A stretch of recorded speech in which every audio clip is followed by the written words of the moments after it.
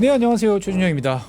여러분들께서 지구본 연구소를 요즘에 유달리 많이 사랑해 주셔서 대단히 감사하다라는 말씀 먼저 드리겠습니다. 특히나 최근 들어서 여러분들이 뭘 좋아하시나 제가 새삼 콘텐츠들을 한번 쭉 보다 보니까 여러분들이 제일 좋아하시는 분은 트럼프 대통령도 아니고 일론 머스크인 것 같아요.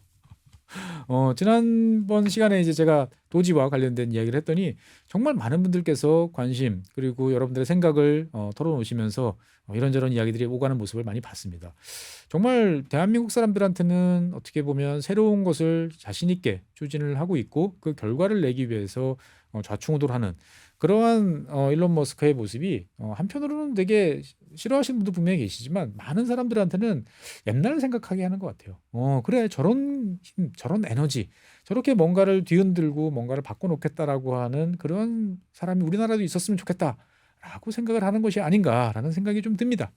그래서 오늘은 다시 일론 머스크와 관련된 이야기를 좀 해보려고 합니다. 사실 일론 머스크가 하고 있는 여러 가지 모습들을 보고 있으면 되게 하늘에서 뚝 떨어진 것 같은 그러한 사람이다라는 생각이 좀 들기도 합니다.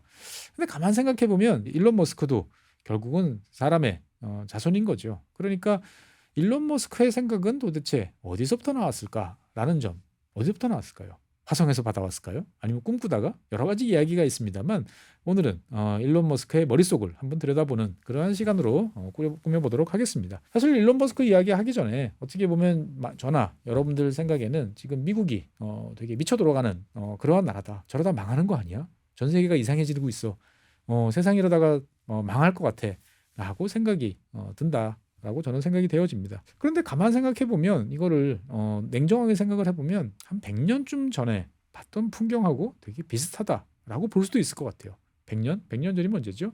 1925년. 1925년 5년보다는 조금 더 지나간 시간.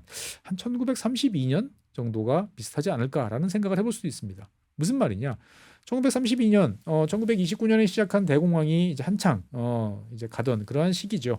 그때 미국의 대통령 누구였죠?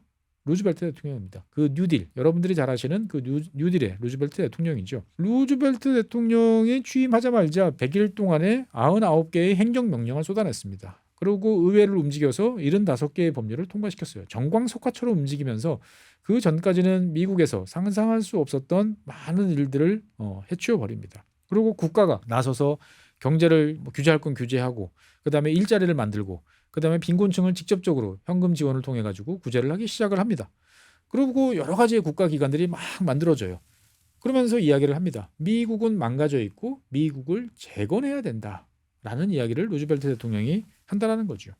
그러면서 이제 대표적인 것이 이제 국가사업진흥국이라고 하는 이러한 곳이 850만 개의 일자리를 만듭니다. 그런데 시간을 100년 후 돌려가지고 2025년으로 보면 어떤가요? 트럼프 대통령도 똑같이 100일도 되지 않은 상황에서 엄청난 양의 행정명령을 해오면서 기존 시스템에서 금기되던 일들을 마구마구 해치웁니다.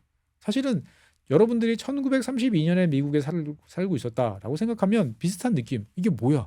우리 대통령이 빨갱이야? 라는 이야기들을 하지 않았을까라는 생각도 해볼 수 있는 거죠. 즉 기존 시스템을 마구마구 대통령이 붕괴시키고 새로운 일들을 벌인다라는 점에 대해서는 공통점이 있는 거죠. 차이가 있다면 루즈벨트 대통령과 달리 트럼프 대통령 옆에는 일론 머스크가 있다라는 거죠. 일론 머스크는 예전에 그런 얘기를 했어요. 선거라는 것은 인간 문명의 갈림길인 것 같다라는 이야기를 했습니다. 그러니까 어떻게 보면 그렇게 따지면 미국이란 나라가 1932년에 갈림길에서 이 방향으로 와서 거의 100년을 온 거예요. 그런데 트럼프가 다시 당선이 되면서 미국은 다시 새로운 갈림길로 이제 변화하기 시작을 한다라는 거죠.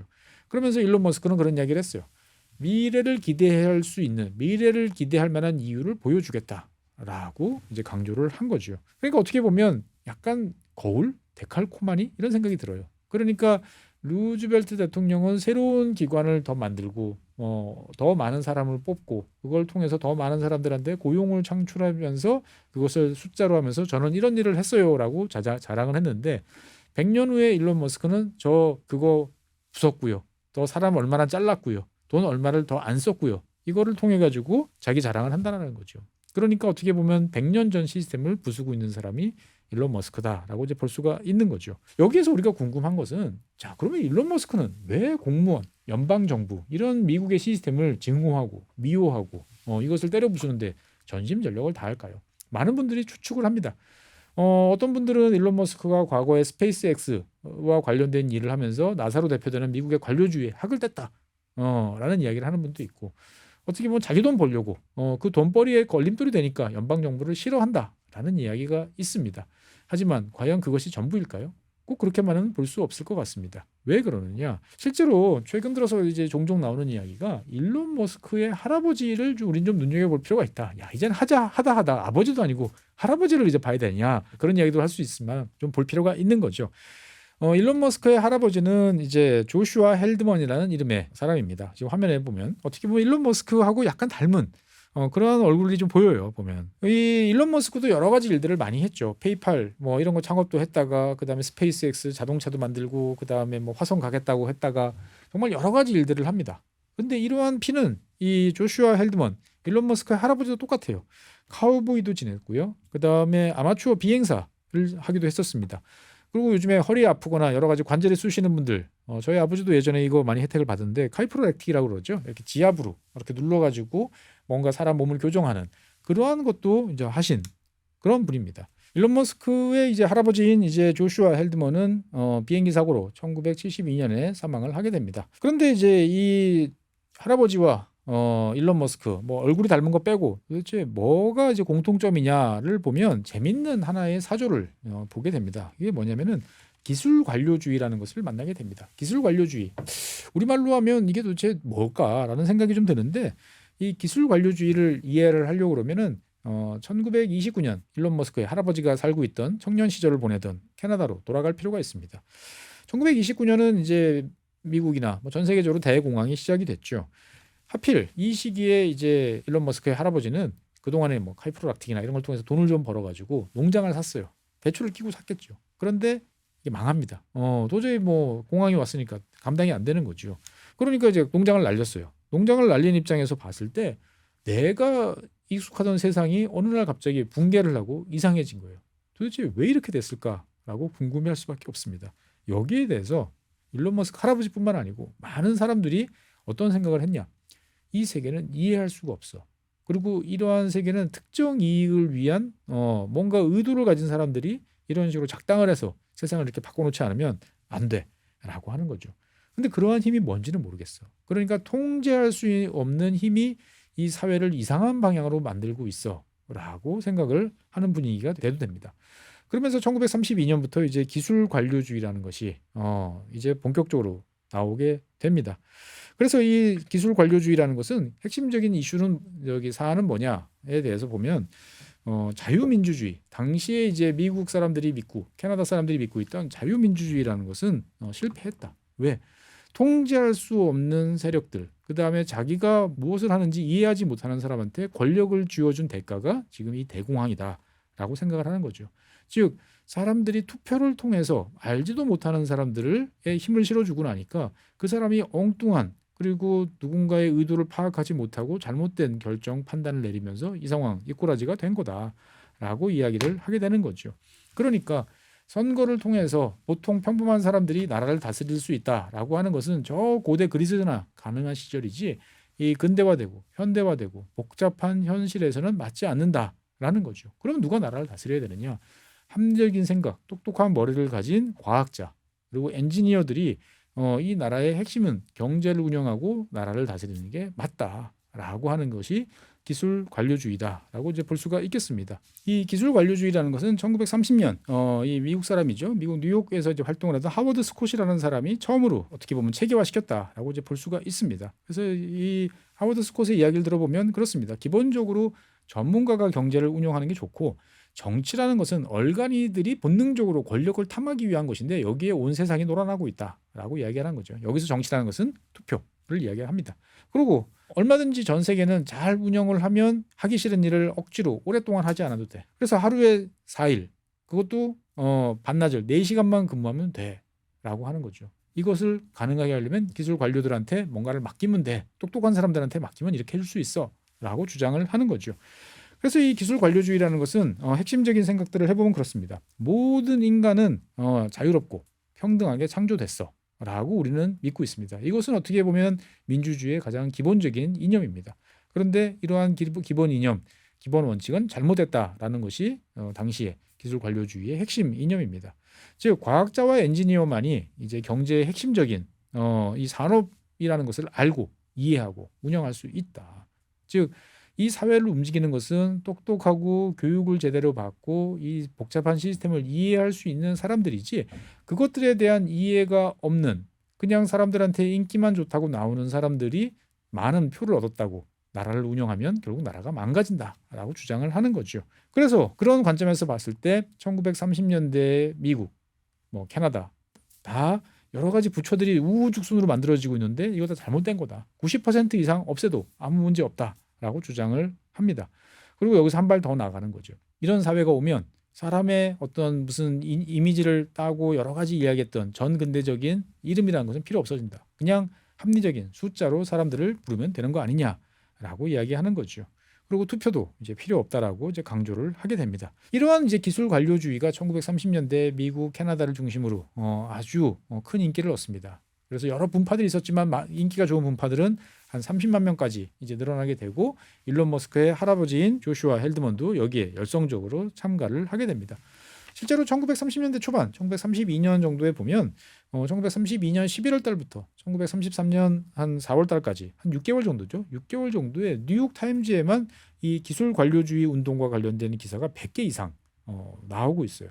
그런데 갑자기 이 기사가 사라지기 시작을 합니다. 왜 그러느냐? 기술 관료주의라는 것이 어떻게 보면은 사람들이 방황하고 있을 때는 되게 매력적인 대안이 되는 거죠. 그래, 우리 사회가 어떻게 보면 이상한 정치인들이 이렇게 만들었어. 그럼 똑똑하고 잘 배우고 이 사람들한테 권력을 주는 게 좋지 않을까라고 사람들이 호흡해서 봤는데, 그 사이에 누가 등장했죠? 루즈벨트가 등장한 거죠. 그리고 루즈벨트가 사람들이 알기 쉽고 듣기 좋은 언어로 뉴딜을 설명을 하면서 내가 여러분들을 돕겠소라고 하면서 실제로 돈을 뿌리고 세금을 걷고 일자리를 만들면서 사람들을 끄집어 내기 시작을 합니다. 그러니까 뉴딜 정책이라는 것이 급속도로 확산이 되면서 이러한 이제 기술 관료주의는 순식간에 자기 기반을 잃어버리게 됐다라고 말씀드릴 수 있겠습니다. 사실 제가 아까 기술 관료주의의 여러 가지 이념들에 대해서 말씀드렸습니다만, 이 기술 관료주의라는 것은 따지고 들어가 보면 상당히 추상적이에요. 그러면 누가 그런 엘리트지? 부터 시작을 해가지고 선거가 필요 없다고 그러는데, 현재 이 민주주의 국가에서는 선거를 통해서 권력을 획득해야 되잖아요. 어떻게라는, 구체적으로 어떤 식으로 권력을 얻어서 우리가 원하는 것을 달성할 수 있을 것이냐에 대한 그런 것들이 없었던 게 기술 관료주의의 한계였다라는 거죠. 그러니까 어떻게 보면 우리한테 권력을 줘, 그리고 우리가 잘할게. 그런데 그냥 그거는 내놔라는 거지 어떻게라는 말이 없었기 때문에 실패했던 것이었죠. 이 과정에서 일론 머스크의 이 할아버지 이 조슈아 헬드먼은 여기 운동에 열심히 이야기를 하게 됩니다. 그리고 이제 이 기술 관료주의는 어떻게 보면은 태생적으로 나치와 관련돼 있습니다. 파시스트, 즉 국가를 강력한 힘, 그 다음에 관료, 젊음, 에너지 이런 걸 통해 가지고 변화시키는 그러한 세력과 밀접한 연관을 갖게 되는 거죠. 그래서 이제 일론 머스크의 할아버지인 조슈아 헬드먼, 그리고 아까 지금 보여드렸던 이 하워드 스콧, 이런 사람들 같은 경우는 점점 우경화되는 그러한 모습들을 좀 보이게 됩니다. 그러다가 이제 2차 세계대전이 1939년에 발생을 하게 되고, 미국이나 캐나다 입장에서 봤을 때는 독일과 우호적인 독일의 주장에 대해서 찬성하는 것 같은 세력들에 대해서 불온 세력, 이적 세력이라고 딱지를 붙일 수밖에 없는 상황이 되게 되는 거죠. 그래서 1940년대 캐나다에서는 이 기술 관료주의가 금지가 됩니다. 즉 자기의 생각을 팜플렛, 포스터, 그다음에 강연 이렇게 하는 것이 금지가 되는 거죠. 여기에 대해서 일론 머스크의 할아버지는 강력하게 저항을 하게 됩니다. 내가 진정한 애국자인데 왜 나한테 대해서 이러느냐라고 신문 광고를 통해서 하소연을 하기도 합니다. 하지만 너무 열심히 활동을 하다 보니까 위험 인사로 찍힌 거예요. 그래서 1940년에 일론 머스크 할아버지가 이제 캐나다에서 미국으로 건너가려고 그러는데 국경에서 입국이 막힙니다. 왜? 공공의 안전에 반하는 외국인으로 간주된 거죠. 그러니까 어떻게 보면 지금 모습하고 되게 비슷한 그런 것들이 있습니다. 그러고 나서 결국은 밴쿠버에서 체포가 돼서 2달짜리 이제 징역형을 받기도 하는 거죠. 이런 이제 그 경험을 거치면서 이 일론 머스크의 할아버지는 여러 가지 생각을 하게 됩니다. 어떻게 보면 내가 처음에 생각했던 기술 관료주의하고 그 다음에 지금 1940년쯤 됐을 때 미국 관료주의는 너무 먼 길로 온 거 아닌가라는 생각을 하면서 나는 미국의 기술 관료주의와 결별하겠어라고 이제 결심을 하게 됩니다. 사실 실제로 미국의 기술 관료주의는 그 이후에도 점점 우경화되는 모습을 보이면서 상당히 다른 모습들을 이제 보이게 되는데, 재밌는 점은 이러한 모습들이 우리가 지금 미국에서 보고 있는 모습과 되게 유사하다라는 점들을 말씀드리고 싶습니다. 이 기술 관료주의를 거슬러 올라가다 보면 요즘에 트럼프 대통령이 하는 발언, 즉 어떤 거죠? 그린란드, 파나마 이런 건 다 내 거야 라고 주장하는 거가 만나게 됩니다. 재밌게도 1945년 전쟁이 이제 끝나는 그 시점에서 이 기술 관료주의의 잔존 세력들은 이런 식으로 이야기를 합니다. 테크네이트 오브 아메리카라는 것을 주장을 합니다. 이게 무슨 말이냐? 그러니까 무력을 통해서 캐나다와 멕시코를 병합을 해서 어떻게 보면 미국이 이제 보다 안전하고 다른 쪽으로 가야 된다라고 주장하면서 지금 화면에 보이는 이러한 지도들을 이제 만들어서 보급하는 작업들을 하게 됩니다. 어떻게 보면은 지금 트럼프가 이야기하는 거하고 거의 유사하죠. 그렇죠? 그러니까 어떻게 보면 트럼프의 이야기는 결국 뒤집어 보면 일론 머스크의 할아버지가 따르던 기술 관료주의와 일맥상통하는 그러한 면들이 있다라고 이제 볼 수가 있겠습니다. 어찌됐든 일론 머스크의 할아버지는 미국의 이 기술 관료주의와 결별한 이후에 당시에 이제 반유대주의 운동을 열심히 하고 있던 사회신용당이라는 캐나다 정당에 입당을 하게 됩니다. 이 당은 이제 세금을 낮추고 그다음에 최소한의 규제 그리고 자유시장 뭐 이런 것들을 옹호하는 이제 그러한 당이면서도 다른 한편으로 보면 이제 불쌍한 사람들 저소득층을 위해서는 정부가 직접적으로 현금 지원을 해야 된다라고 하는 되게 약간은 좀 모순적인 이야기를 하는 정당이었는데 일론 머스크의 할아버지는 이 당에서 꽤 높은 자리까지 올라가게 됩니다. 그러면 이제 분명히 캐나다에서 계속 생활을 했는데 갑자기 일론 머스크가 왜 남아공에서 활동을 하게 됐냐에 대한 궁금증이 있을 텐데 실제로 일론 머스크 할아버지는 1949년에 이제 남아공으로 이주를 하게 됩니다. 당시 이제 남아공 같은 경우는 1948년부터 흑백 차별 정책, 아파르트헤이트라는 것을 공식화했는데 이 아파르트헤이트를 이제 주장하기 시작한 남아프리카 공화국, 남아공이 꽤나 마음에 들었던 것 같습니다. 그래서 1949년에 이제 남아공에 간 다음에 1950년부터 열심히 활동을 하기 시작을 해요. 그런데 이 내용들이 대부분 좀 음모론적인 책자들이다라고 이제 보통 알려져 있습니다. 그러면서 이제 남아공에서 생활을 하면서 어떻게 보면은 전 세계 사람들이 흑백 차별에 대해서 분노하고 그다음에 흑인들의 봉기를 잔악하게 진압하는 남아공에 대해서 되게 비난을 이제 하게 되는 거죠. 근데 여기에 대해서 일론 머스크의 할아버지는 뭐라고 이야기했냐? 흑인 봉기의 원인을 잘 보면 그거는 탄압이 아니고 어떻게 보면 조작된 백인들을 탄압하기 위해서 잘 조작된 행위다라고 이야기를 합니다. 그다음에 흑인 민권 운동이라는 것은 결국은 잘못된 생각이고 그것들은 조작이다라고 강조를 하게 되는 거죠. 그럼 누가 조작을 하느냐? 전 세계를 독재로 운영하고 싶어 하는 세계 독재 정권 수립 음모가 있다. 그리고 그 세계 독재 정권 수립 음모가 첫 번째 타겟을 한 것이 지금 남아프리카 공화국이다라고 주장을 하는 거죠. 그러면서 이 아파르트헤이트에 대해서 강력하게 비난을 퍼붓고 있던 서방 국가, 뭐 유럽이라든지 미국이라든지 이런 국가들에 대해서 너희들은 지금 심리적으로 지금 조작되고 있어라고 비난을 하게 됩니다. 그러니까 어떻게 보면 대중매체 그리고 특히나 대학 교수들이 뭔가 잘못된 생각으로 전 세계를 이상한 방향으로 끌고 가고 있어라고 이야기를 합니다. 어떻게 생각하면 이 이야기 많이 나오는 거죠. 일론 머스크 그다음에 트럼프 하는 이야기와 되게 비슷하다라고 볼 수가 있습니다. 그러면서 이제 이 일론 머스크의 할아버지 조슈아 헬드먼은 이제 남아프리카 공화국 내부적으로도 쓴소리를 합니다. 지금 남아프리카 공화국이 정부 움직이는 걸 보니까 너무 낭비적인 요소가 많아. 이 낭비적인 요소가 뭔지를 밝혀내고 이것들을 돈의 관점에서 예산을 절감하는 관점에서 이것을 견제하고 장악할 수 있는 별도의 위원회, 뭐 재정위원회라는 것도 필요해라고 주장을 합니다. 이렇게 보면 도지랑 똑같다라고 이제 볼 수가 있는 거죠. 하나씩 놓고 보면 되게 일론 머스크하고 닮은 면이 많아요. 그러니까 사회공학, 사회를 이런 식으로 바꿀 수 있어라고 생각하는 그리고 그것은 똑똑한 사람이 잘 계획을 세워서 합리적으로 추진하면 돼라는 이야기를 하는 거죠. 즉 경제라는 것을 그냥 놔두기보다는 적절한 계획에 대한 신념을 가질 수도 있는 거죠. 다른 한편으로 보면 정치적 상상력이 좀 부족하다는 점도 공통적이다라고 이제 볼 수가 있고요. 그리고 자기의 신념을 위해서 끊임없이 노력하고 그것을 이야기하고 동조자를 찾아 나가는 이런 열성도 어떻게 보면은 할아버지와 일론 머스크가 공유하는 모습이다라고 볼 수가 있습니다.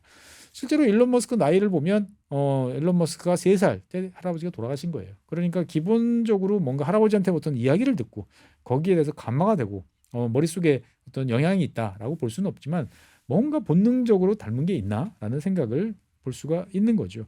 실제로 일론 머스크 같은 경우도 1999년 엑스닷컴이라는 걸 창업을 합니다. 근데 엑스닷컴에 왜 창업을 했냐라고 보면 이 엑스닷컴은 근본적으로 이제 금융 중개, 결제 이런 거에 관련되어 있는 거죠. 즉 은행의 업무를 내가 하겠어라고 하는 건데 이 은행을 없애겠다라고 하는 것은 아까 1930년대 미국에서 이야기됐던 기술 관료주의와 되게 밀접한 연관이 있습니다.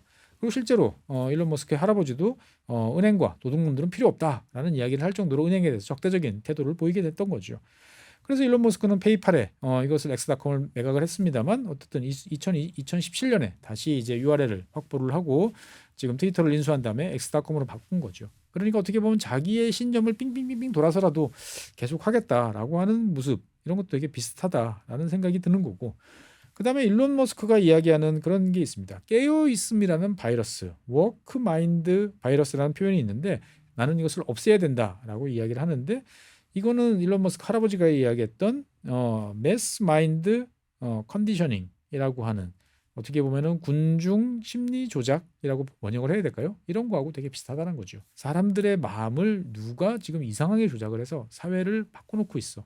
여기 대해서 저항하고 올바른 방향으로 가야 돼. 라는 이야기가 세대를 뛰어넘어서 일론 머스크 할아버지하고 일론 머스크하고 일맥상통한다라는 점에 대해서는 상당히 재밌다라고 볼 수가 있습니다. 참 이런 식으로 유전이 되나라는 생각도 들어요. 저도 사실 생각하다 보면은 제가 하는 행동들 문득문득 저희 할아버지, 할머니 하고 제가 어릴 때 뵀던 그 모습하고 닮아 있는 것을 보면서 웃기기도 하고 어떨 때 보면 놀라기도 하는데 이런 것을 보면 세상에 완전히 새로운 것은 없다라는 생각도 드는 거죠. 앞서 말씀드렸지만 2025년의 모습은 거의 100년 전인 1932년의 모습하고 되게 비슷하다는 거죠. 불안감이 넘쳐나고 그다음에 미래에 대한 여러 가지 걱정들이 넘쳐나는 거죠. 돌이켜보면 20세기 초반이라는 것은 자본, 노동의 격렬한 대립이 발생을 했습니다. 그리고 독재와 민주정의 충돌도 여기저기서 발생을 했고요.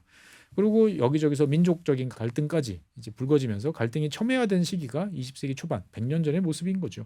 그러니까 그 결과로 나타나는 것이 볼세비키 혁명이고 공산주의고 세계대전이고 파시즘 여러 가지 현상들이 나타났던 것이죠.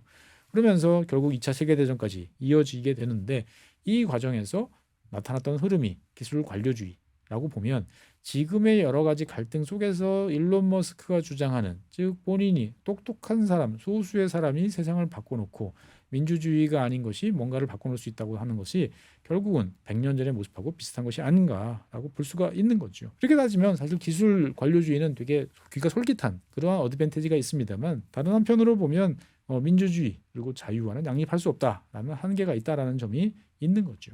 그러니까 어떻게 보면 우리 입장에서 봤을 때는 야 신기하다 정도 생각을 할 수 있습니다만 이 기술 관료주의가 우리가 겪고 있는 복잡한 민주주의의 문제를 해결해주는 대안이 될 수는 없다. 즉 이꼬로 따지면 일론 머스크가 과연 미국 사회를 정말 좋은 면으로 다 바꿔놓을 수 있는 그러한 특징이 있나라고 생각해보면 또 그렇지는 않을 것 같다라고 생각을 해볼 수 있겠습니다.